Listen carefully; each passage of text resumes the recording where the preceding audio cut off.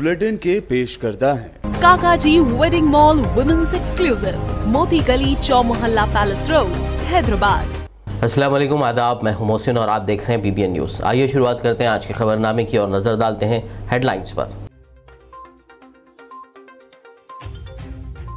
भारत की पहली खातून वजीर आजम इंदिरा गांधी की मनाई गई बरसी। तेलंगाना कांग्रेस कायदीन ने पेश किया भरपूर खिराज अकीदत।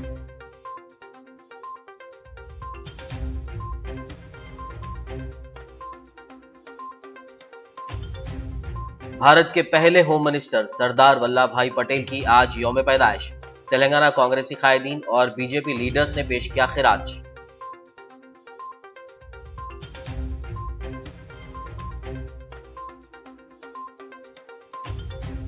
तेलंगाना और AP कानून साज काउंसिल की नशिस्तों के इंतखाबात। इलेक्शन कमीशन का शेड्यूल जारी, 29 नवंबर को होगी पोलिंग।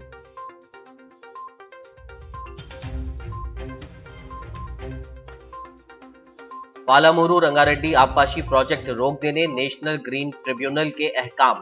पीजे सदर कोदंडाराम ने जाहिर की शदीद तशवीश, कहा प्रोजेक्ट का तहफ्फुज करना रियासती हुकूमत की जिम्मेदारी।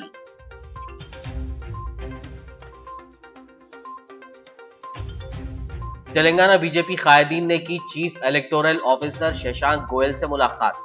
हुजूराबाद पोलिंग में बेजाब्तिगियों की CBI से जांच कराने का किया मुतालबा।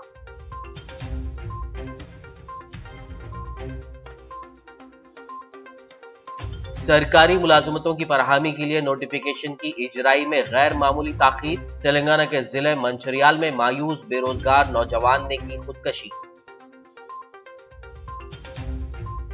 और अब खबरों की तफसील। भारत की पहली खातून वज़ीर आज़म इंदिरा गांधी की बरसी पर तेलंगाना कांग्रेस कायदीन ने खिराज अकीदत पेश किया। शहर हैदराबाद के टैंकबंड पर वाक़े इंदिरा गांधी के मुजस्समे पर TPCC चीफ रेवंत रेड्डी, रियासती कांग्रेस इंचार्ज मानिक्यम ठाकुर, गीता रेड्डी, अब्दुल्ला सोहेल और दीगर कायदीनों कारकुनान ने गुलाए अकीदत पेश किया। इस मौके पर मज़कूरा कायदीन ने कहा कि इंदिरा गांधी की मुल्क के लिए की गई खिदमत को कभी फरामोश नहीं किया जा सकता। आज भारत ने मुल्क के पहले होम मिनिस्टर सरदार वल्लभ भाई पटेल को उनकी यौम पैदाइश के मौके पर याद करते हुए खिराज अकीदत पेश किया। बता दें कि सरदार वल्लभ भाई पटेल के यौम पैदाइश के दिन को नेशनल यूनिटी डे के तौर पर मनाया जाता है। इस ज़िमन में रियासत तेलंगाना समेत मुल्क भर में मुख्तलिफ तक़रीबात का इनेकाद किया गया। शहर हैदराबाद में असम्बली के रूबरू वाक़े सरदार वल्लभ भाई पटेल के मुजस्समे पर तेलंगाना कांग्रेस कायदीन ने गुलाए अकीदत पेश करते हुए उनकी खिदमत को याद किया। इस मौके पर TPCC चीफ रेवंत रेड्डी ने कहा कि मुल्क के पहले होम मिनिस्टर के तौर पर सरदार वल्लभ भाई पटेल की खिदमत को कभी फरामोश नहीं किया जा सकता।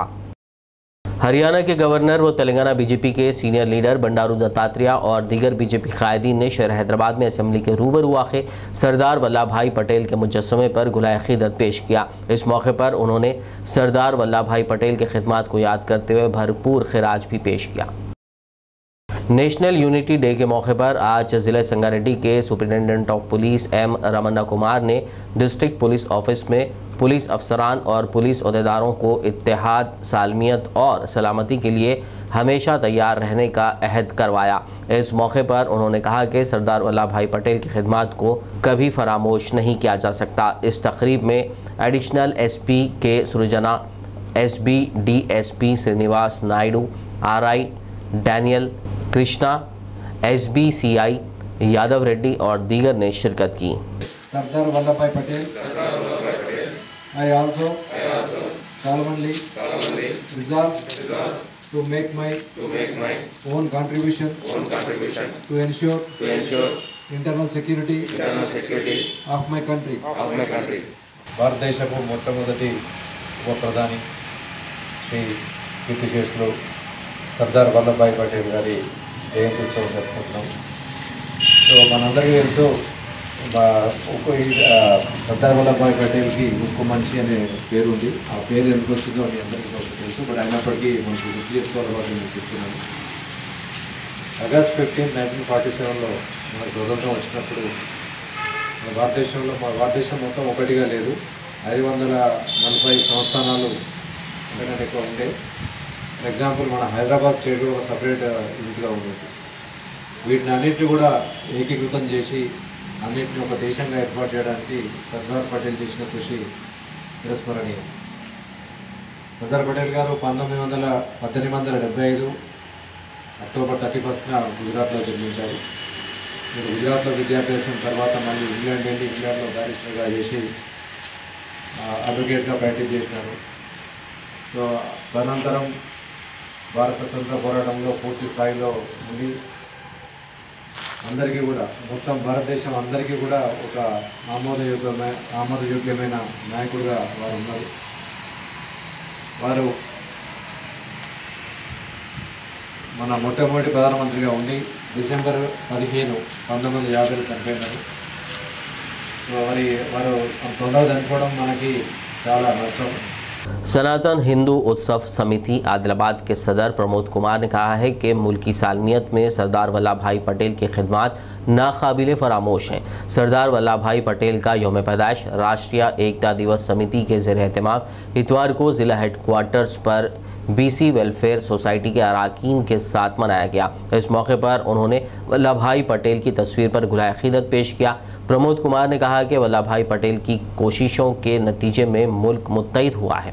इस मौके पर त्यौहार कमेटी के general secretary G Madhav, member Santosh Srinivas, Lakshmikant, BC welfare society के मेम्बरान अन्नादानम, जगदीश्वर, प्रताप, किशन और दीगर मौजूद थे। भाई पटेल जयंती వేడుకలు ఈరోజు సనాతన హిందూ ఉత్సవ సమితి ఆధ్వర్యంలో స్థానిక GSR ట్రావెల్స్లో ఘనంగా నిర్వహిస్తున్నాము.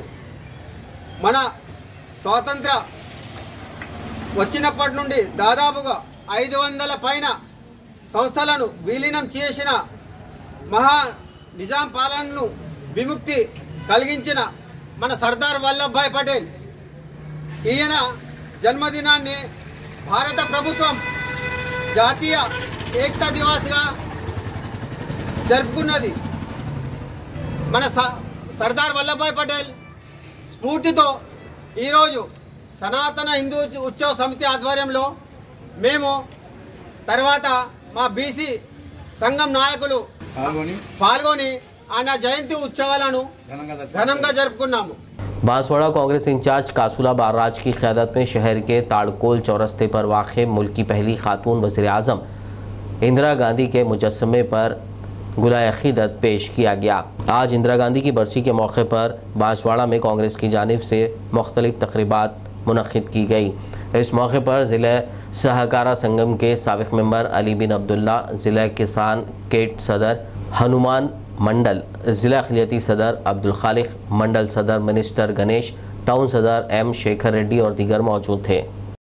ప్రధానమంత్రిగా ఉండి మరి దేశమే ముఖ్యం, ప్రాణాలు ముఖ్యం కాదు అని దేశం కోసం ప్రాణాలు అర్పించినటువంటి ఇందిరాగాంధీని మరి జీవితాంతం ప్రతి వ్యక్తి జ్ఞాపకం పెట్టుకుంటూ మరి వారి యొక్క సేవలు ఈ రోజు కూడా మరి ఎక్కడ చూసినా ఇందిరమ్మ ఇల్లు, ఎక్కడ చూసినా వాళ్ళు చేసిన పనులే కనబడుతున్నాయి. ఈరోజు మరి మరి రాబోయే దినాల్లో కాంగ్రెస్ పార్టీ మళ్ళీ ఇక్కడ తెలంగాణలో రూలింగ్ వచ్చినాక ఇందిరాగాంధీ గారి పేరు మీద ఇందిరమ్మ ఇళ్ళని, ఇందిరమ్మ యొక్క కార్యక్రమాలు పూర్తిగా మరి వినియోగించుకొని మరి వారి పేరు జీవితాంతం జ్ఞాపకం ఉండేటట్టు మరి ఎందుకంటే దేశం కోసం ప్రాణాలు త్యాగాలు చేసినటువంటి మరి కుటుంబం కాబట్టి ఖచ్చితంగా మరి ఇందిరాగాంధీ గారిని మరి దాంతో పాటు రాజీవ్ గాంధీ గారిని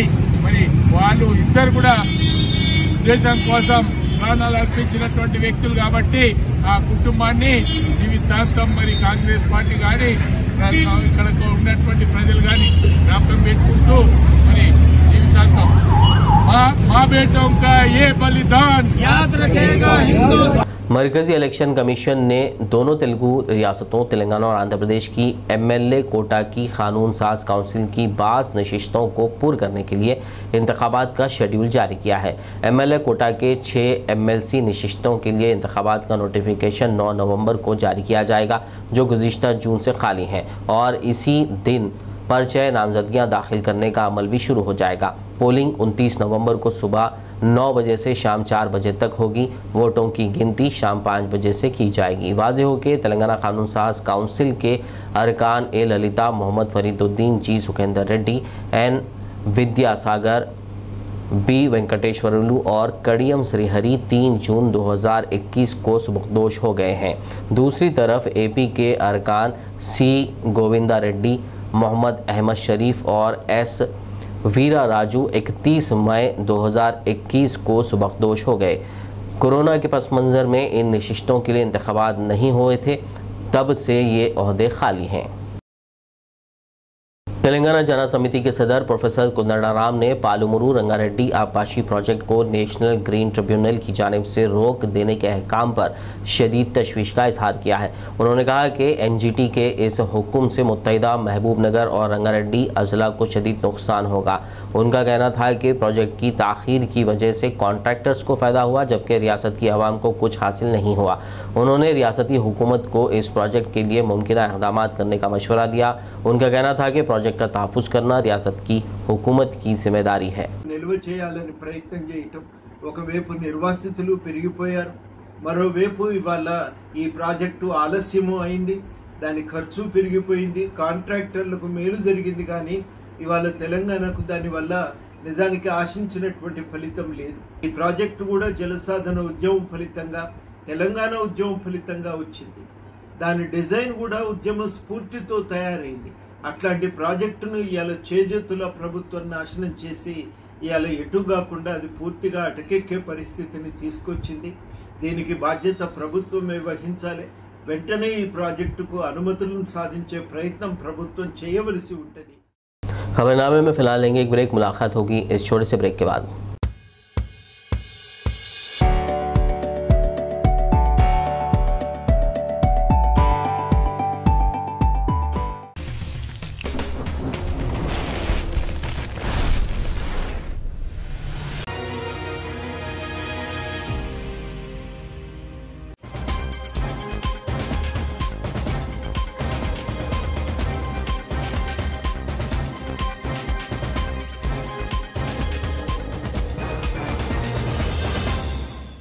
ब्रेक के बाद खबरनामे में आपका दोबारा खैर मक़दम है। आइए बढ़ते हैं मज़ीद खबरों की जानिब। सरकारी मुलाजमतों की फरहमी के लिए नोटिफिकेशन की इजराई में गैर मामूली ताख़ीर पर एक मायूस बेरोज़गार नौजवान ने खुदकशी कर ली। ये वाक़या तेलंगाना के ज़िले मंचिर्याल के चेन्नूर में पेश आया। इस नौजवान की शनाख्त ज़िले के एलापली देहात के रहने वाले महेश के तौर पर की गई है। बताया जा रहा है कि मुतवफ़ी सरकारी मुलाजमतें हासिल करने के लिए तैयारियों में मसरूफ़ था, ताहम नोटिफिकेशन में ताख़ीर से मायूस होकर उसने ये इंतहाई इक़दाम कर लिया। इससे मुतालिक उसके सुसाइड नोट से पता चला है। उसने सुसाइड नोट में सीएम केसीआर से उम्मीद का इजहार किया कि उसकी मौत के बाद नोटिफिकेशन की इजराई में कोई ताख़ीर नहीं होगी, ये इस सिमत में उसकी आखिरी मौत होगी। महेश की मौत से पूरे गांव में गम की लहर दौड़ गई और गांव वालों ने महाराष्ट्र हाईवे पर रास्ता रोको एहतजाज किया। उन्होंने महेश के ख़ानदान को हुकूमत की जानिब से मुमकिन मदद 50 लाख रुपए की माली इमदाद और डबल बेडरूम मकान फराहम करने का मुतालबा किया। మహేష్ అనే నిరుద్యోగి ఆత్మహత్య చేసుకోవడం చాలా విచారకరమైన విషయం।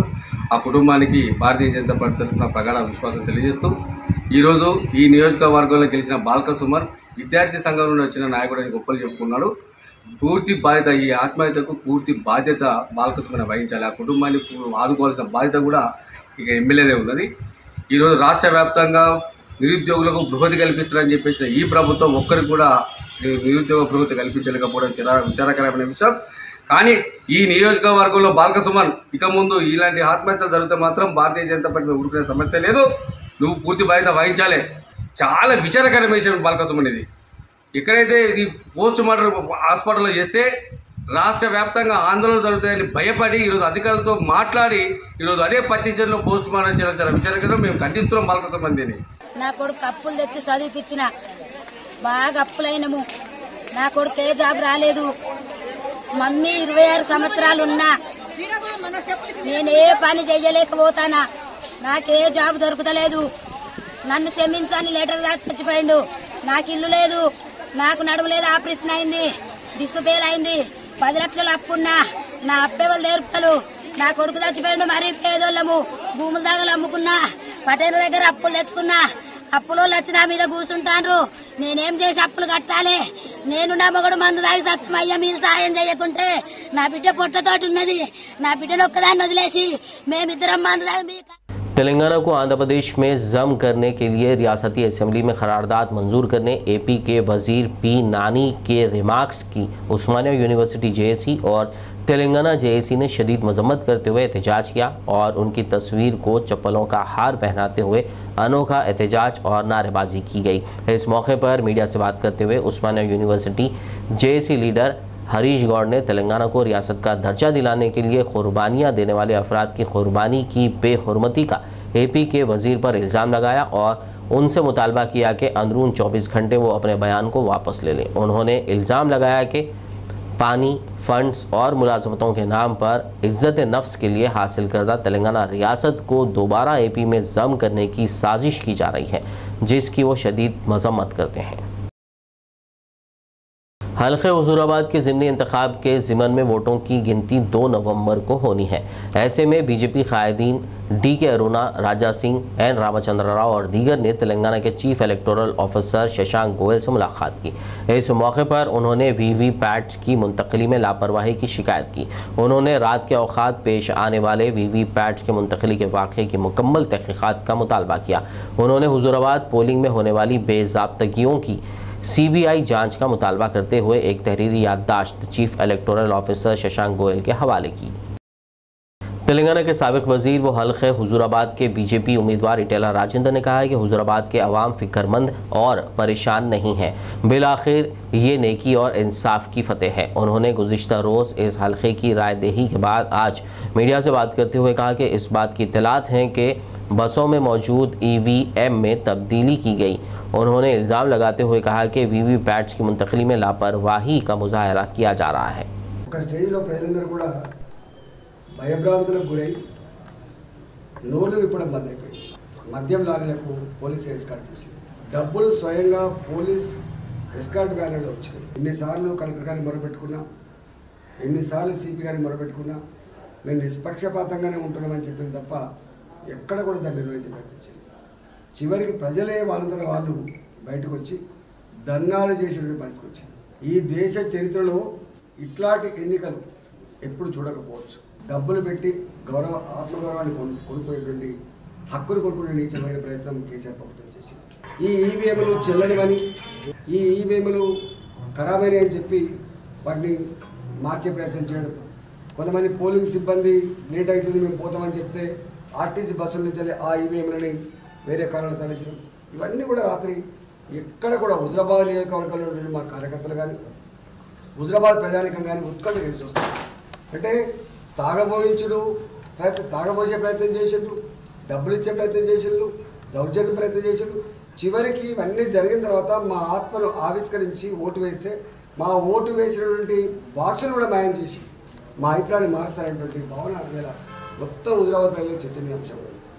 जस्टिस विजय सैन रेड्डी जज तेलंगाना हाई कोर्ट व एडमिनिस्ट्रेटिव जज निज़ामाबाद यूनिट ने तेलंगाना के ज़िले निज़ामाबाद में पैन इंडिया कानूनी बेदारी मुहिम का इफ्तिताह किया। इस मुहिम का एहतमाम नालसा, नई Delhi, Telangana state legal services authority Hyderabad और district legal services authority Nizamabad की जानिब से किया गया था। ये मुहिम 14 नवंबर तक जारी रहेगी।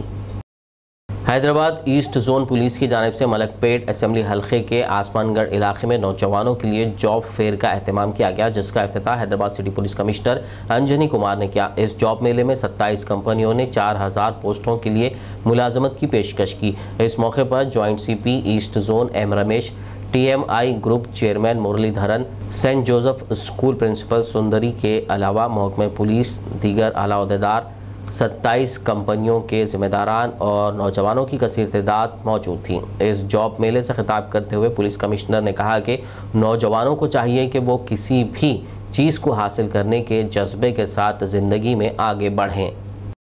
Hyderabad city police east zone joint CP గారు రమేష్ రెడ్డి గారు నేతృత్వంలో మలక్పేట్ పోలీస్ స్టేషన్ లిమిట్లో ఈ ఆస్మాన్ ప్యాలెస్లో ఒక famous school saint Joseph school ఉంది। Saint Joseph school principal Sundari madam గారు, తర్వాత TMI మన హైదరాబాద్ సిటీ పోలీస్కి partner in this job connect mela, ఇదికి ఒక ఈరోజు కొత్త అధ్యాయం యాడ్ అయింది। ఇప్పటివరకు ఇన్ఫర్మేషన్ ప్రకారం 4000 రఫ్లీ యంగ్ బాయ్స్ అండ్ గర్ల్స్కి రిజిస్ట్రేషన్ జరిగింది.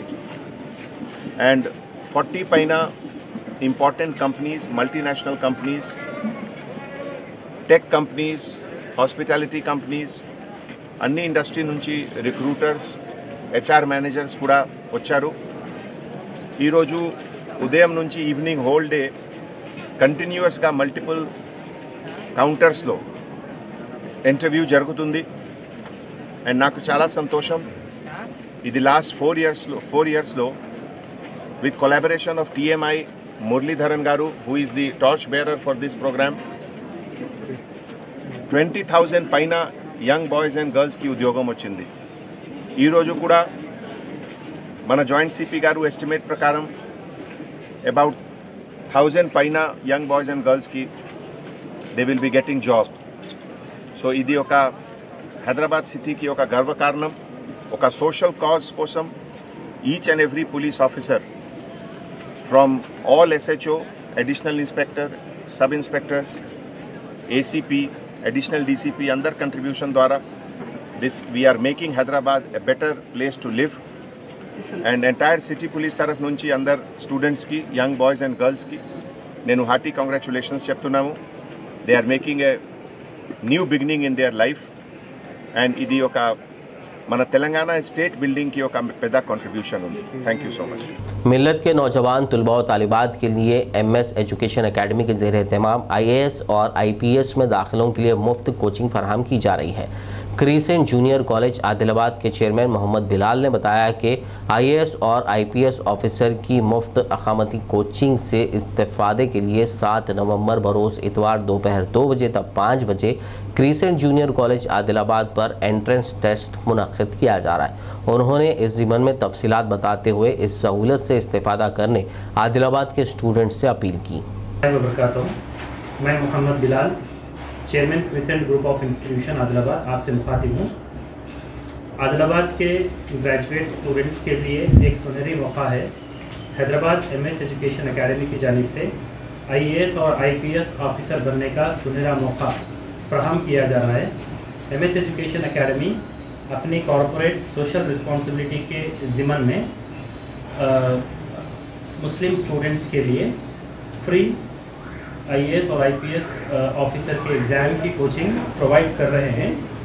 और इसके लिए स्टूडेंट्स को एक एंट्रेंस टेस्ट कामयाब होना है, जिसके बाद उनका इंटरव्यू रखा जाएगा और इंटरव्यू में क्वालिफाई होने वाले स्टूडेंट्स को हैदराबाद में फ्री अकोमोडेशन और फूड के साथ में कोचिंग प्रोवाइड की जाएंगी. इस साल अल्हम्दुलिल्लाह MS एजुकेशन एकेडमी के 2 स्टूडेंट्स फैज़ान अहमद रैंक 58 और Haris Sameer rank 270 all India rank से ये 2 student MS education academy Hyderabad के अंदर कोचिंग हासिल करके पिछले साल मुंतखब हुए हैं और अभी ये 2 स्टूडेंट ऑफिसर बन रहे हैं, IAS ऑफिसर. इस साल के स्टूडेंट्स का सिलेक्शन का प्रोसीजर अभी स्टार्ट हुआ है और इसके लिए एक एंट्रेंस एग्ज़ाम रखा गया है जो 7 नवंबर को आदिलाबाद के क्रिसेंट जूनियर कॉलेज आदिलाबाद में मुनक़िद होगा, जिसका वक्त 2 बजे से 5 बजे के दरमियान रहेगा.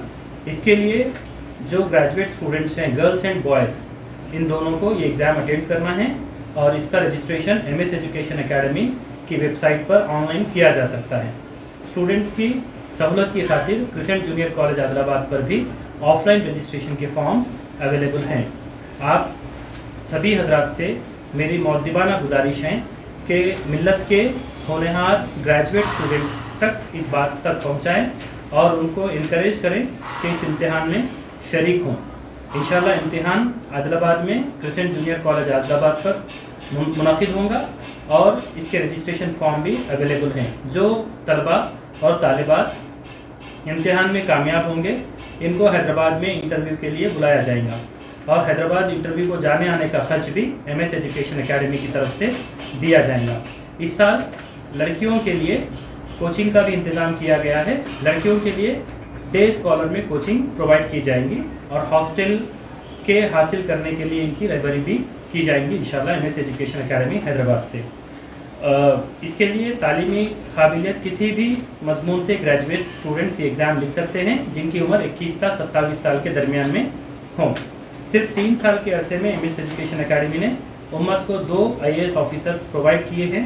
मेरी आप तमाम हजरात से पुरखलूस गुजारिश है कि आप हजरात ग्रेजुएट स्टूडेंट्स तक इस बात को पहुँचाएँ और इनको ये इम्तिहान में शिरकत के लिए इनकरेज करें। माह रबीउल अव्वल के मौके पर हर साल की तरह इस साल भी फैज़ान चिश्तिया हैदराबाद दक्कन के ज़ेर एहतमाम शहर हैदराबाद के टप्पा चबूतरा नटराज नगर में वाक़ मस्जिद अक़सा में मीलाद तरही नातिया मुशायरा मिस्र ऊला महफिल मीलाद में आखा का जलवा देखना 30 अक्टूबर बाद नमाज इशा मुनक़्क़िद हुआ। इस मुशायरे की सदारत पीर तरीक़त हज़रत मौलाना सैयद शाह मोहम्मद रफ़ीउद्दीन शर्फ़ी, जबकि निगरानी डॉक्टर सैयद शाह मोहम्मद अब्दुल मोई शर्फ़ी जानशीन मदनी साहब रहमतुल्लाह अलैह ने की। इस मुतबर्रिक महफिल में उस्ताद शुहरा सरदार सलीम शायर चिश्त हज़रत सुल्तान चिश्त मौलाना डॉक्टर गयास पाशा खादरी हुकुम शरीफ महबूब नगर और दीगर मारूफ शुरा कराम ने शिरकत करते हुए कलाम सुनाया, जबकि फैज़ान चिश्तिया हैदराबाद दक्कन के बानी ख़तीब अहले सुन्नत मोहम्मद महताब चिश्ती करबलाई ने नज़ामत के फ़राइज़ अंजाम दिए। इस महफिल में शमा मोहम्मदी के परवानों की कसीर तादाद ने शिरकत की।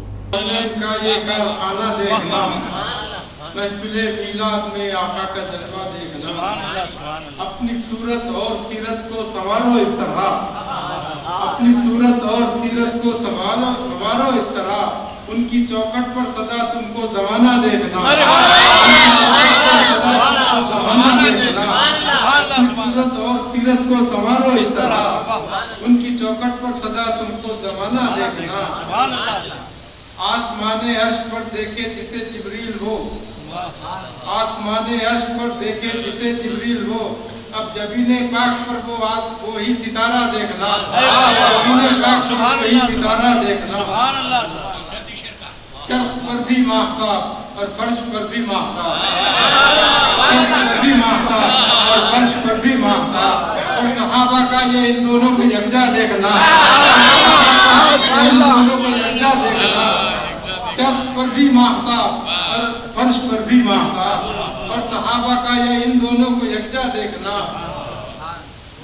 देखिए कि नाम पर बिक जाओ और खुद को करम पर छोड़ दो, नाम पर बिक जाओ और खुद को करम पर छोड़ दो, और उनका तुम पे हफ्ते मालिकाना देखना। खबरों को शाया करने और अवाम के मसाइल को हुकूमत तक पहुँचाने के साथ साथ BBN चैनल की टीम मसाइल का शिकार गरीब अफराद की मदद के लिए अपनी कोशिशों को जारी रखे हुए है।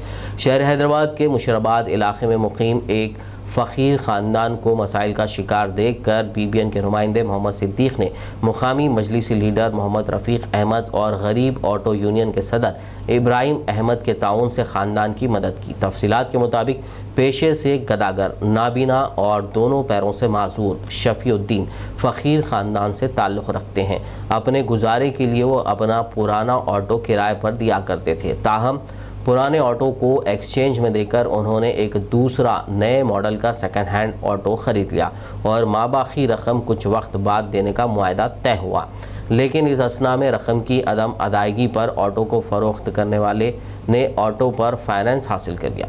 बाद-ए-अज़ां गदागर शफ़ी ने पैसों का इंतज़ाम करते हुए बाकी रकम भी अदा कर दी, ताहम 3 महीनों बाद ये पता चला कि ऑटो पर फाइनेंस है और फाइनेंसर उसे सीज़ करने तैयार है। यह सुनकर इस फ़कीर ख़ानदान में तशवीश की लहर दौड़ गई।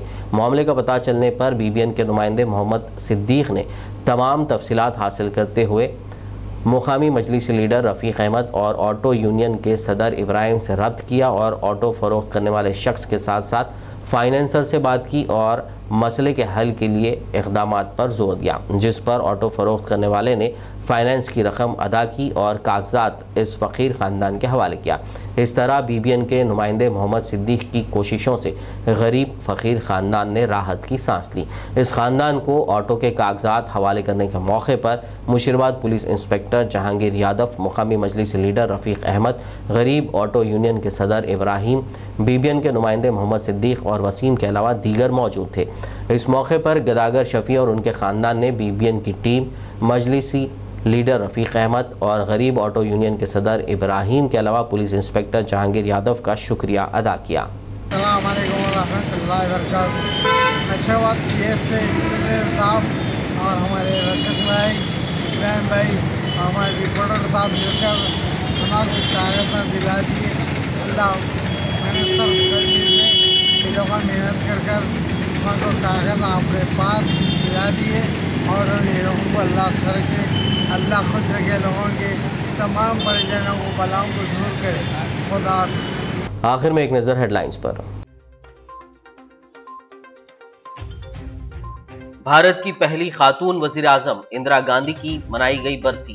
तेलंगाना कांग्रेस कायदीन ने पेश किया भरपूर खिराज अकीदत।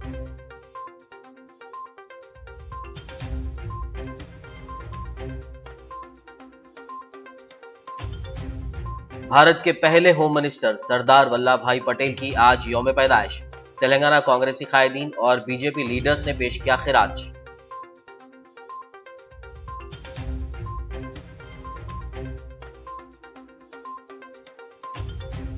तेलंगाना और एपी कानून साज काउंसिल की नशिस्तों के इंतखाबात। इलेक्शन कमीशन का शेड्यूल जारी। 29 नवंबर को होगी पोलिंग।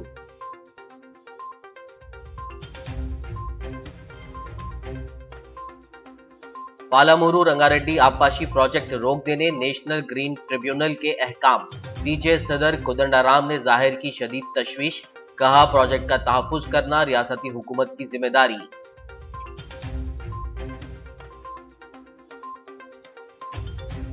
तेलंगाना बीजेपी कायदीन ने की chief electoral officer Shashank Goyal से मुलाकात। हुजूराबाद पोलिंग में बेजाब्तिगियों की सीबीआई से जांच कराने का किया मुतालबा।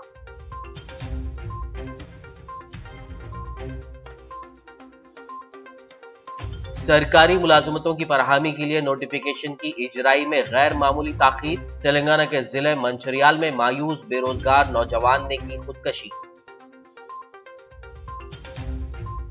खबरनामे में फिलहाल बस इतना ही। ताज़ा तरीन अपडेट्स के लिए देखते रहिए BBN न्यूज़। यूट्यूब और फेसबुक पर मौजूद हमारे वीडियोस को लाइक और शेयर ज़रूर कीजिए।